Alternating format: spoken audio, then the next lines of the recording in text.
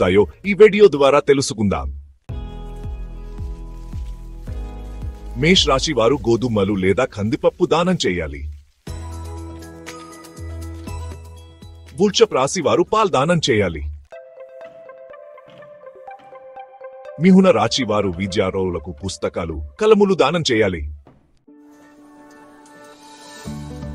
Chapter 4 cancer. కర్కాటక రాశి వారు అన్నదానం చేయాలి. చాప్టర్ 5 సింహ రాశి వారు గురువులకు వస్త్రాలు, పసుపు, కుంకుమ దానం చేయాలి. చాప్టర్ 6 కన్యా రాశి వారు పండ్లు లేదా నువ్వులు దానం చేయాలి. తులా రాశి వారు నిరుపేదలకు వస్త్రాలు దానం చేయాలి.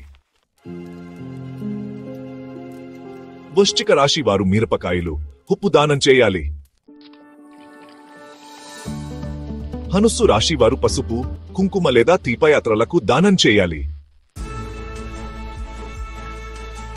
మకర రాశి వారు బ్లాంకెట్లు లేదా నూనె దానం చేయాలి. కుంభ రాశి వారు తలపగ లేదా పాదరక్షలు దానం చేయాలి. మీన రాశి వారు తీపి పండ్లు లేదా తేనె దానం చేయాలి.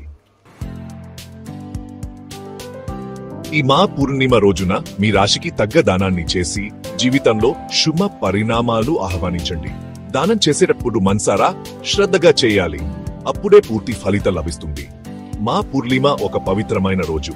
ఈ రోజున మనం చేసే ప్రతి పుణ్య కార్యం మనల్ని ఎంతో పుణ్యతమలను చేస్తుంది. కాబట్టి ఈ పూర్ణిమ రోజున మన సంప్రదాయాన్ని గుర్తు చేసుకుందా, దానధర్మాలు చేసి పుణ్యం కట్టుకుందా.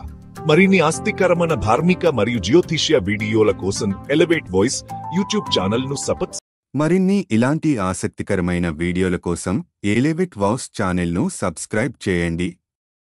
బెల్ ఐకాన్ ప్రెస్ చేయడం మర్చిపోవద్దు. తద్వారా ప్రతి కొత్త వీడియో మీకు వెంటనే చేరుతుంది. మళ్ళీ కలుద్దాం మరో సూపర్ టాపిక్తో.